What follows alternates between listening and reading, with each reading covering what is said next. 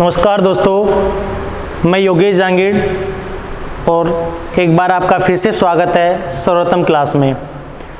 दोस्तों, पिछली क्लास में जो कुछ अपन ने पढ़ा उसी क्रम को आगे बढ़ाते हुए आज के बिंदु के ऊपर चर्चा करेंगे।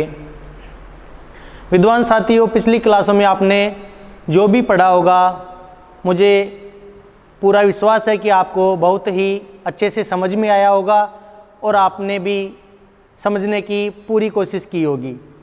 विद्वान साथियों, आज की क्लास प्रारंभ करेंगे और आज का जो बिंदु होगा भाषा का संवैधानिक रूप, यानी संविधान में भाषा का उल्लेख कौन से अनुच्छेद में मिलता है और संविधान की कौन सी अनुसूची में मिलता है। विद्वान साथियों, भाषा का संवैधानिक रूप के बारे में चर्चा करें और इसी क्रम को आगे बढ़ाएं तो सबसे पहले भाषा के जो रूप होते हैं, भाषा के रूपों के बारे में चर्चा करें तो भाषा के रूप 4 होते हैं। सबसे पहले मातृभाषा। कौन सी भाषा? मातृभाषा। नंबर 2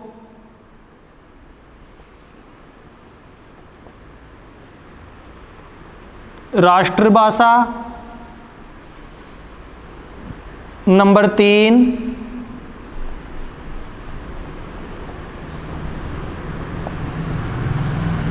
अंतर्राष्ट्रीय भाषा।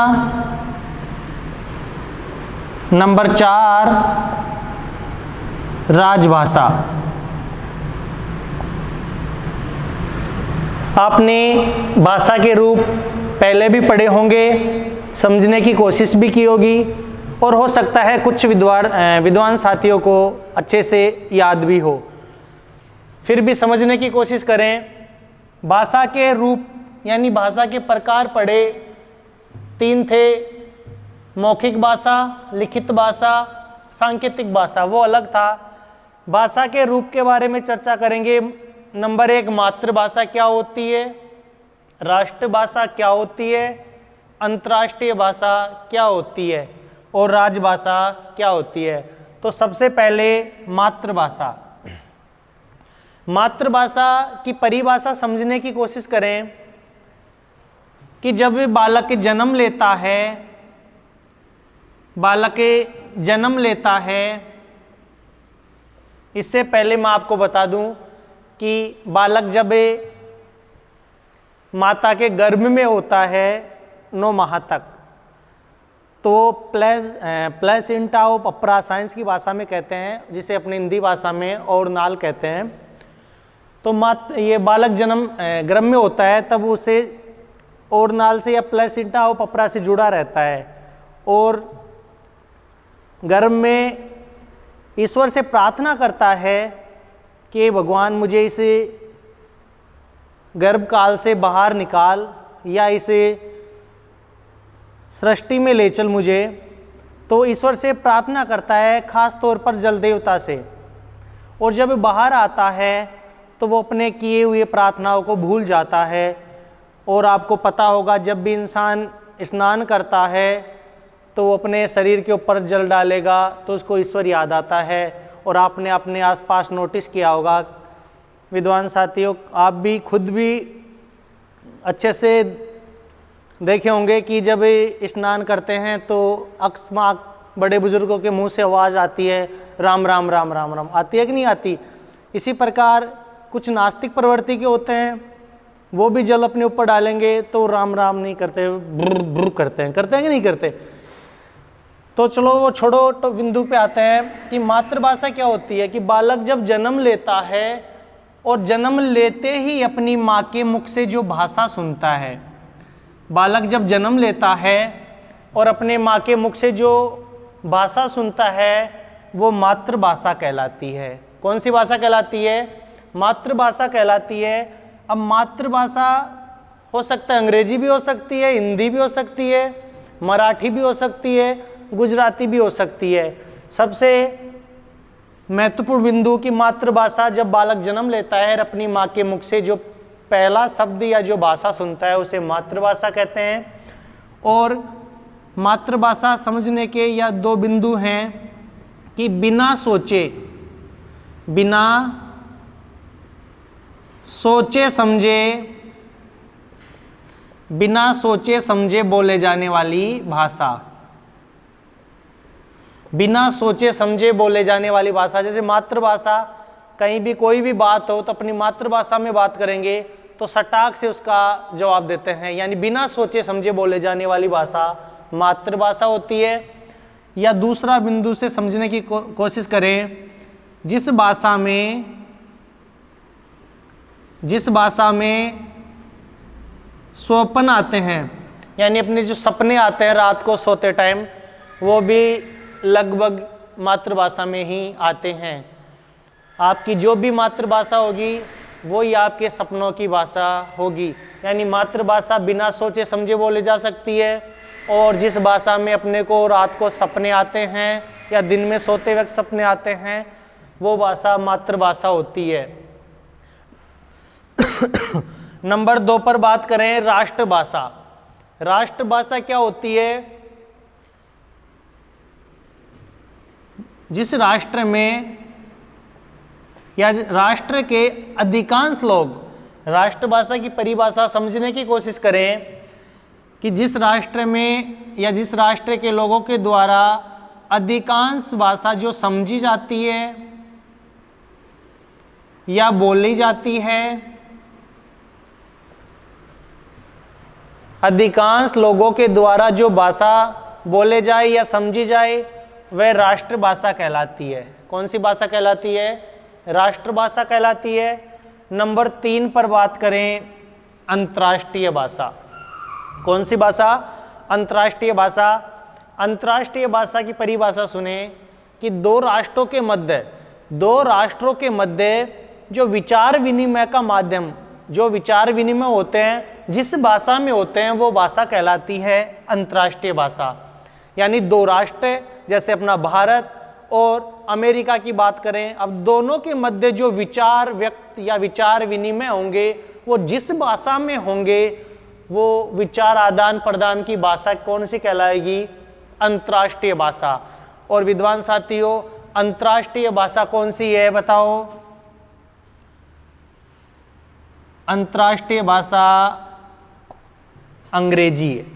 अंतर्राष्ट्रीय भाषा कौन सी है? अंग्रेजी होती है। अंतर्राष्ट्रीय भाषा अंग्रेजी, जो भी विदेश में विचार विनिमय होंगे वो अंग्रेजी में होते हैं।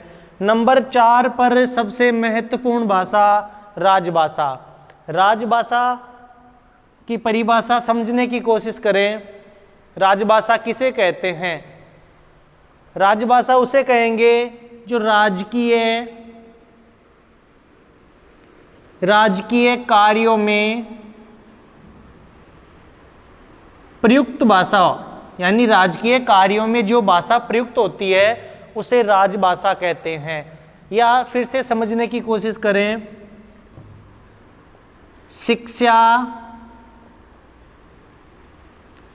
प्रशासन व न्याय की जो भाषा होती है उसे राजभाषा कहते हैं।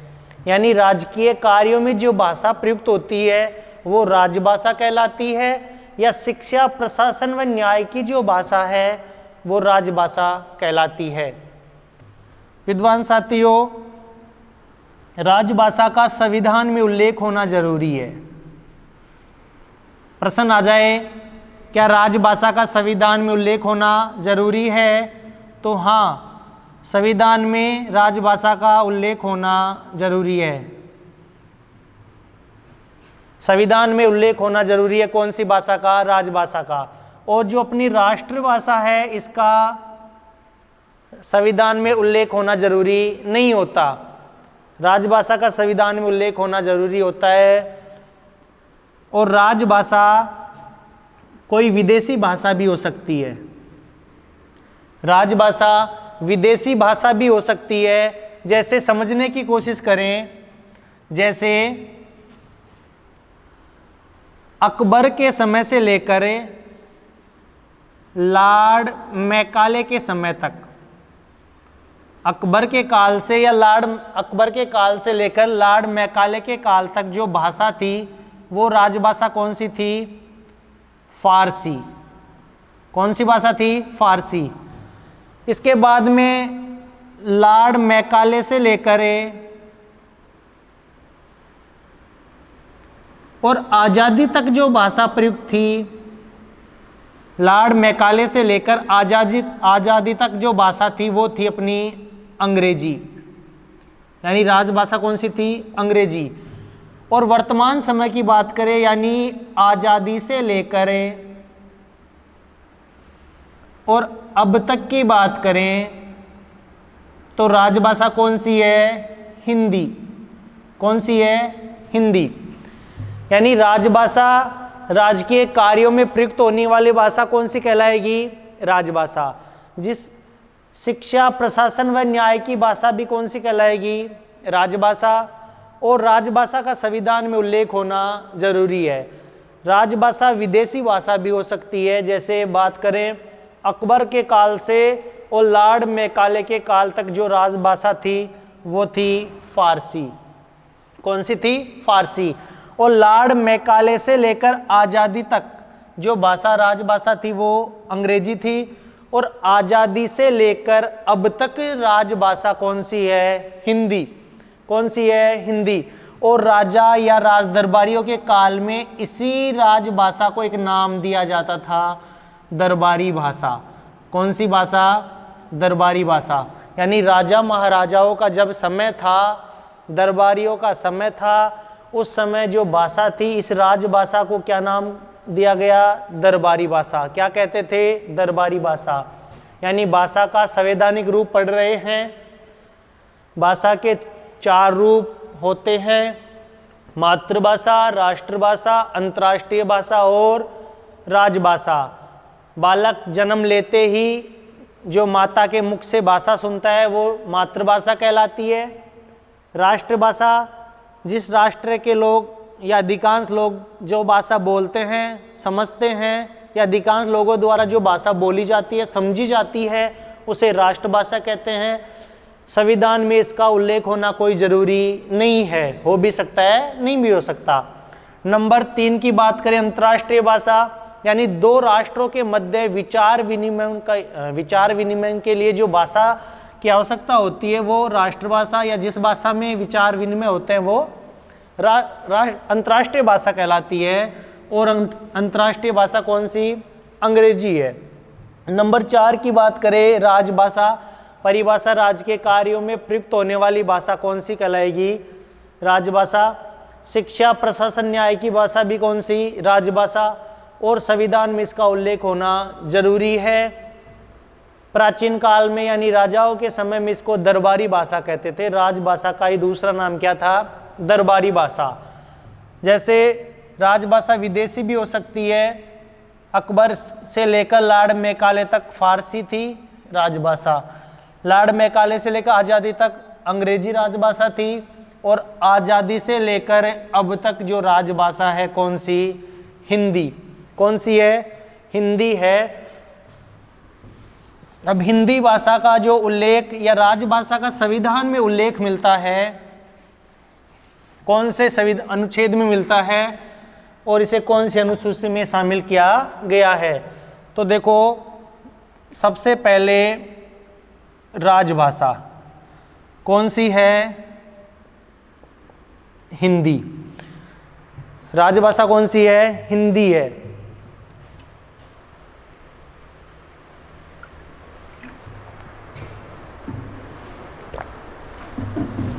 राजभाषा हिंदी। और संविधान के अनुच्छेद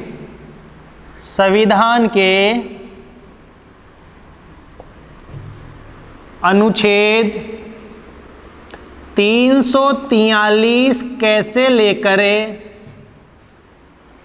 351 तक राजभाषा का उल्लेख है। कौन सी भाषा का उल्लेख है? राजभाषा हिंदी का उल्लेख है। यानी संविधान के अनुच्छेद 343 से लेकर और 351 तक राजभाषा का उल्लेख दिया गया है। राजभाषा को राजभाषा हिंदी को संविधान की 8वीं अनुसूची में शामिल किया गया है। कौन से अनुसूची में? 8वीं अनुसूची में शामिल किया गया है। और इस अनुसूची में यानी 8वीं अनुसूची में कुल 22 भाषा हैं। कुल कितनी भाषा हैं? 22 भाषा हैं। और इनमें से एक अपनी हिंदी यानी राजभाषा हिंदी भी शामिल है। संविधान की जो 8वीं अनुसूची है इसमें हिंदी भाषा को शामिल किया गया है। बात करें राष्ट्रीय हिंदी दिवस की। राष्ट्रीय हिंदी दिवस जो कुछ दिन पहले गया है अभी, ये मनाया जाता है कितने सितंबर को? 14 सितंबर को। कब मनाया जाता है? 14 सितंबर को मनाया जाता है। क्यों मनाया जाता है? बताओ क्यों मनाया जाता है? क्योंकि राजभाषा का जो दर्जा मिला, राजभाषा को हिंदी का दर्जा कब मिला? 14 सितंबर 1949 को। यानी हिंदी को राजभाषा का दर्जा दिया गया 14 सितंबर 1949 को। और इसी वजह से 14 सितंबर को यानी प्रत्येक वर्ष 14 सितंबर को राष्ट्रीय हिंदी दिवस मनाते हैं। पता चला क्यों मनाते हैं? क्योंकि 14 सितंबर 1949 को हिंदी को किसका दर्जा मिला? राजभाषा का। पहला हिंदी दिवस कब मनाया गया? प्रश्न, पहला हिंदी दिवस कब मनाया गया? तो कब मनाया गया? 14 सितंबर 1953 को। पहला जो हिंदी दिवस है 14 सितंबर 1953 को मनाया गया। और इसी 14 सितंबर 1953 से लेकर आज तक प्रत्येक 14 सितंबर को हिंदी दिवस मनाते हैं। प्रश्न आता है कई बार कि विश्व हिंदी दिवस कब मनाया जाता है? विश्व हिंदी दिवस कब मनाया जाता है? तो विश्व हिंदी दिवस 10 जनवरी को मनाया जाता है। कब मनाया जाता है? 10 जनवरी को मनाया जाता है। प्रश्न फिर स्वाभाविक है, क्यों मनाया जाता है? एक तो होता है कि प्रश्न कहाँ से आएगा, प्रश्न कैसा आएगा और प्रश्न का उत्तर क्या होगा। तो प्रश्न होगा विश्व हिंदी दिवस कब मनाया जाता है। और अधिकांश विद्यार्थी 14 सितंबर कर बैठते हैं, जो क्या हो जाएगा? गलत हो जाएगा। राष्ट्रीय हिंदी दिवस या हिंदी दिवस की बात करें तो आपका उत्तर होगा 14 सितंबर। अगर एग्जामिनर विश्व हिंदी दिवस पूछे तो आपका उत्तर होना चाहिए 10 जनवरी। क्यों मनाया जाता है? 10 जनवरी से 14 जनवरी के बीच में या 10 जनवरी से 14 जनवरी तक 1975 में नागपुर में पहला सम्मेलन हुआ था। हिंदी का पहला सम्मेलन हुआ था, यानी विश्व हिंदी सम्मेलन हुआ था नागपुर में 10 जनवरी से 14 जनवरी के बीच में। इसी वजह से प्रत्येक 10 जनवरी को विश्व हिंदी दिवस मनाते हैं। कौन सा दिवस मनाते हैं? विश्व हिंदी दिवस। तो राजभाषा क्या है? हिंदी। भारत की राजभाषा क्या है? हिंदी। और संविधान में यानी संविधान के अनुच्छेद 343 से लेकर 351 तक राजभाषा हिंदी का क्या दिया गया है? उल्लेख दिया गया है। संविधान की 8वीं अनुसूची में, संविधान की 8वीं अनुसूची में राजभाषा हिंदी को शामिल किया गया है। इसमें कुल 22 भाषा हैं। कुल कितनी भाषा हैं? 22 भाषा हैं। राष्ट्रीय हिंदी दिवस की बातें करें तो 14 सितंबर को मनाया जाता है। राजभाषा का दर्जा कब मिला? यानी हिंदी को राजभाषा का दर्जा 14 सितंबर 1949 को दिया गया था। विश्व हिंदी दिवस की बातें करें तो 10 जनवरी को मनाया जाता है। कब मनाया जाता है? 10 जनवरी को मनाया जाता है। विद्वान साथियों, हिंदी भाषा का जो पहला समाचार पत्र था, हिंदी भाषा का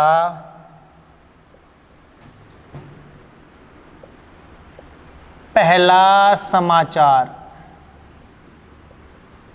हिंदी भाषा का पहला समाचार पत्र था, वो था उद्दंत मार्तंड। हिंदी भाषा का जो पहला समाचार पत्र था वो था उद्दंत मार्तंड था। ये 30 मई 1826 को प्रकाशित हुआ था, कलकत्ता से प्रकाशित हुआ, कलकत्ता से 30 मई 1826 को। और इसके संपादक थे जुगल किशोर, यहाँ लिख देता हूँ, जुगल किशोर शुक्ल। प्रश्न बार बार पूछा जाता है कि हिंदी भाषा का पहला समाचार पत्र है, और ऑप्शन में मिलता है उद्दंत मार्तंड। जो आपका उत्तर क्या होगा? बिल्कुल सही होगा। 30 मई 1826 को प्रकाशित हुआ, और इसके जो संपादक थे वो थे जुगल किशोर शुक्ल जी। कौन थे? जुगल किशोर शुक्ल। विद्वान साथियों, इन सब बिंदुओं को पढ़ने के बाद एक प्रश्न उभर कर आ रहा है जो बहुत ही महत्वपूर्ण प्रश्न होगा, जो बहुत ही महत्वपूर्ण प्रश्न होगा। लेकिन उस प्रश्न को पढ़ने से पहले, समझने से पहले एक बार चैनल को सब्सक्राइब करें, ज़्यादा से ज़्यादा लाइक करें, शेयर करें, ताकि आपको नियमित क्लासें मिलती रहें। तो प्रश्न होगा, भारत की राजभाषा है हिंदी, तो बताइए विद्वान साथियों, हिंदी भाषा की लिपि होगी, हिंदी भाषा की लिपि कौन सी है? देवनागरी। कौन सी लिपि है? देवनागरी। और देवनागरी लिपि की जो विशेषता है, यह बाएं से दाएं लिखी जाती है, यह बाएं से दाएं लिखी जाती है। यानी हिंदी भाषा की जो लिपि है देवनागरी, इसकी विशेषता है यह बाएं से दाएं लिखी जाती है। दूसरी विशेषता, इसमें प्रत्येक अक्षर की बनावटें समान या मैं कहूं बराबर होती है। यानी जो देवनागरी लिपि है, इसमें प्रत्येक अक्षर की बनावट समान या बराबर होती है। तीसरी विशेषता, जैसे बोले जाती है वैसे ही लिखी जाती है। यानी मैं कै कहूँगा तो कै ही लिखा जाता है। जैसे यह बाएं से दाएं लिखी जाती है, लिखने का कार्य जो करते हैं अपन बाएं से करते हैं। जैसे राम घर जाएगा, समझने की कोशिश करें, ऐसे थोड़ी ना लिखते हैं कि राम घर जाएगा। ये वाला सही है। ये कौन सा सही होगा? पहले नंबर का उदाहरण सही होगा कि राम घर जाएगा। तो देवनागरी लिपि की विशेषता यह बाएं से दाएं लिखी जाती है। इसमें प्रत्येक अक्षर की बनावट समान या बराबर होती है। जैसे मैं उदाहरण से समझने की कोशिश करें, रा मैं, ऐसे थोड़ी लिखते हैं रा बड़ा मैं छोटा, फिर घ रे, ये क्या हो जाएगा? गलत। यानी देवनागरी की लिपि की जो विशेषता होती है, इसमें प्रत्येक अक्षर समान या बराबर होता है। रा भी इतना ही होगा तो मैं भी इसके बराबर ही होगा।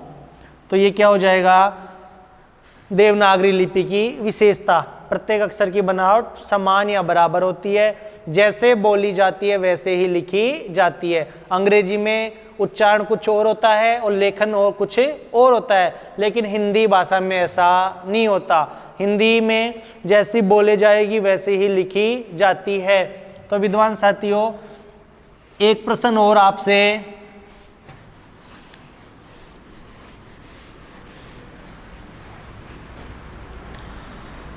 संवैधानिक रूप से, भाषा का संवैधानिक रूप पढ़ रहे हैं। प्रश्न है, संवैधानिक रूप से हिंदी है, संवैधानिक रूप से हिंदी है राजभाषा या राष्ट्रभाषा? संवैधानिक रूप से हिंदी होगी कौन सी भाषा? राजभाषा। अगर प्रश्न आ जाए संवैधानिक रूप से हिंदी है तो आपका उत्तर क्या होगा? राजभाषा। प्रश्न नंबर 2, हिंदी का स्वरूप है, हिंदी का स्वरूप है। अब आपका उत्तर क्या होगा? राजभाषा भी है और प्लस में कौन सी? राष्ट्रभाषा भी है। अगर प्रश्न आ जाए कि हिंदी का स्वरूप है तो आपका उत्तर होगा राजभाषा भी और राष्ट्रभाषा भी।